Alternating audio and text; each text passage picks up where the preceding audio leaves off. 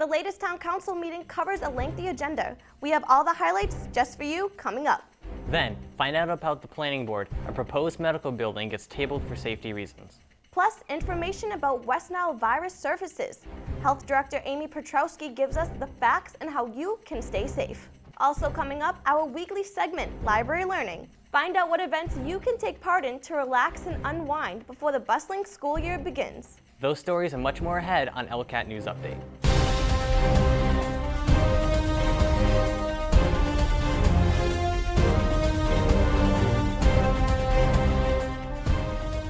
Thanks for tuning in to ELCAT News Update. I'm Rebecca Green. And I'm Anthony Federici. We begin the show with the latest town council meeting.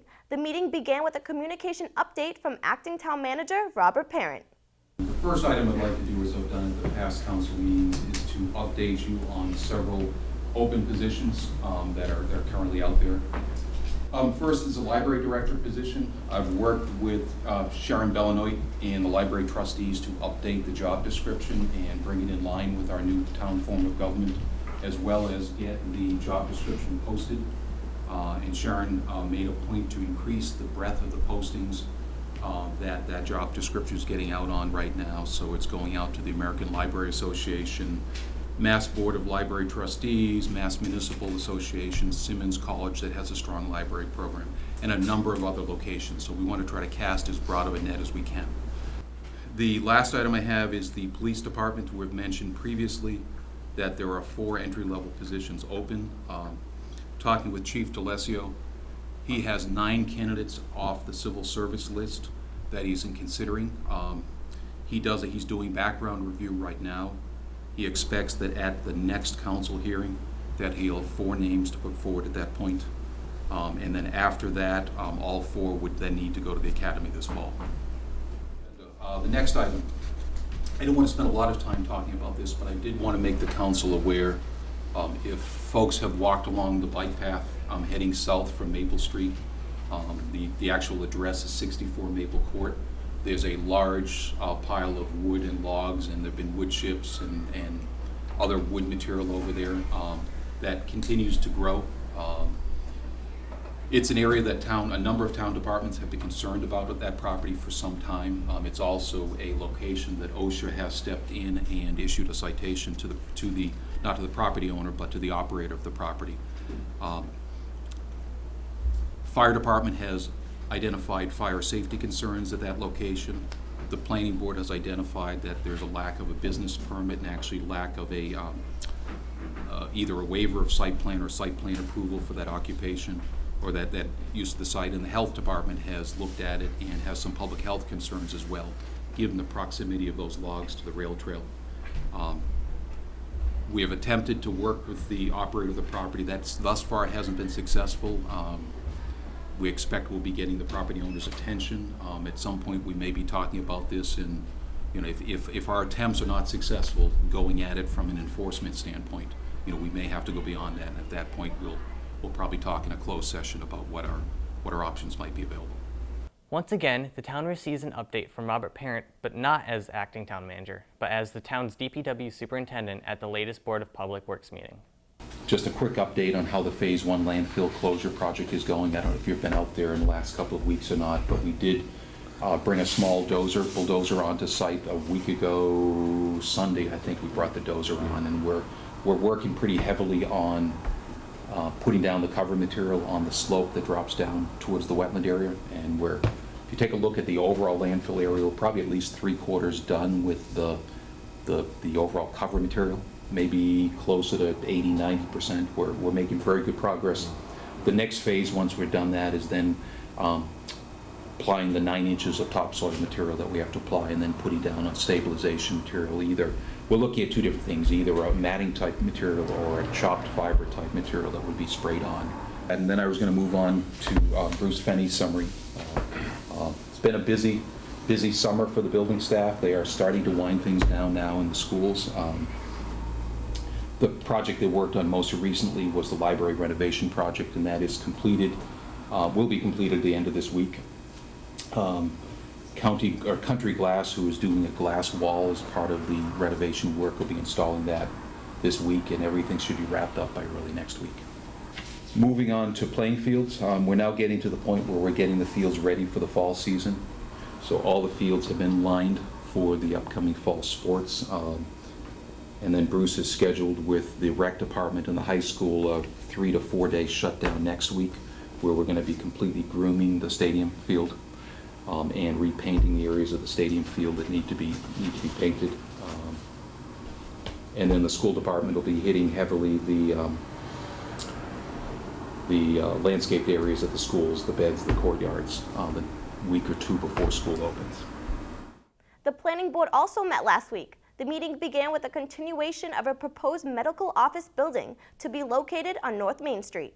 Construction plans have been changing to fit town codes and follow recommendations from the DPW.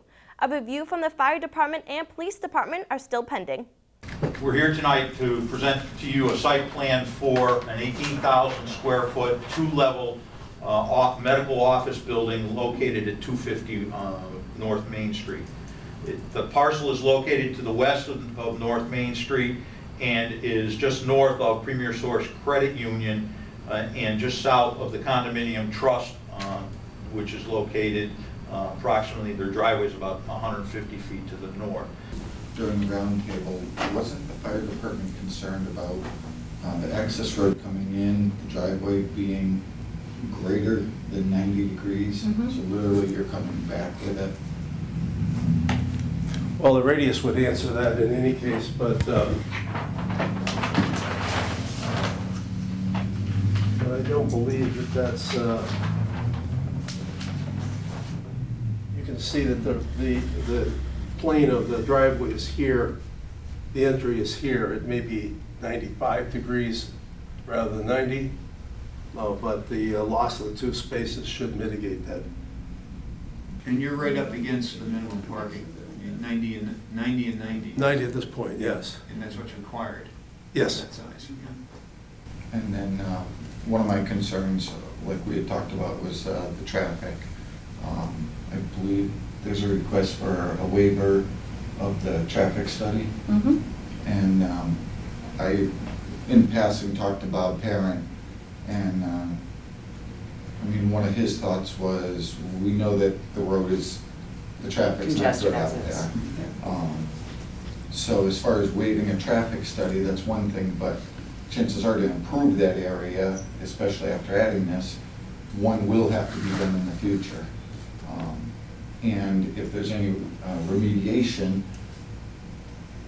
based on adding in another 100 vehicles, I mean, I would be apt to waive the traffic study as far as in lieu of a payment to the town, so that the town can study this to come up with a conceivable way to help out.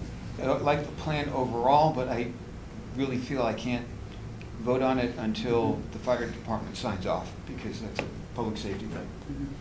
And Ty? Yeah, my feeling's the same. I like the project. I mean, it's nice to see that property developed. I think the project looks great. I like the artist rendering and everything else. But since it's a safety issue, I'd like to have the fire department, sign off on it. Switching gears to this week's health update. State public officials announced that mosquito samples collected in the greater Springfield area have tested positive for West Nile virus. Health Director Amy Petrowski fills us in on details and provides safety precautions. The Department of Public Health recommends that we avoid being outside during dusk and dawn. These are the times where mosquitoes are most active. If you are outside, it's important to apply insect repellent. DEET is obviously the most effective for this, but there's also permethrin, which you can apply to your clothing, which is also known to be very effective. While you're outside, if it's possible, wear long sleeve shirts and pants. That will limit the amount of skin that's exposed, and socks as well. And then around your house, one of the things that you can do is remove all standing water. So items like tires or bird baths, even kids' sand pails collect water and then it stands, and that's a prime spot for mosquitoes to lay their eggs.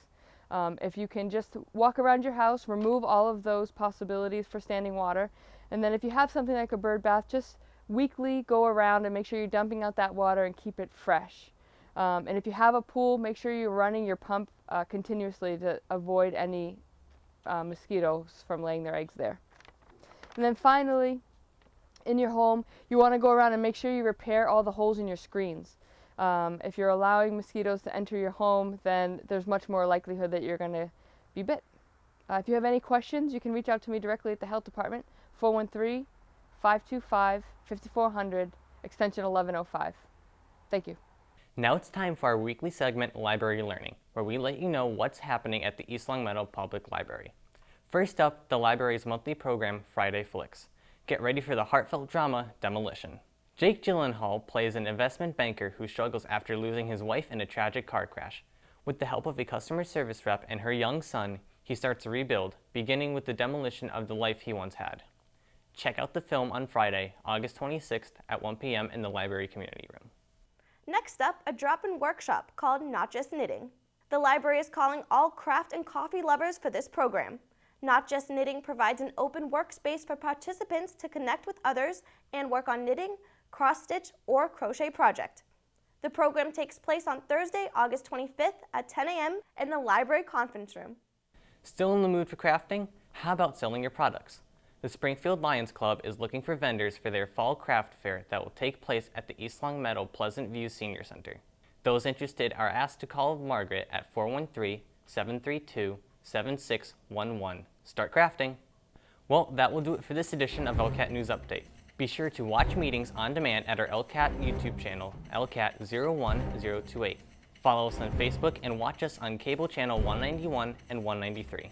For cable channel times, make sure to check out our ELCAT program guide, available at the Town Hall, Library, and Senior Center. Also check your mail as the programs will be delivered monthly within the reminder. Until next time, I'm Anthony Federici. And I'm Rebecca Green. Thanks for watching. See you next week.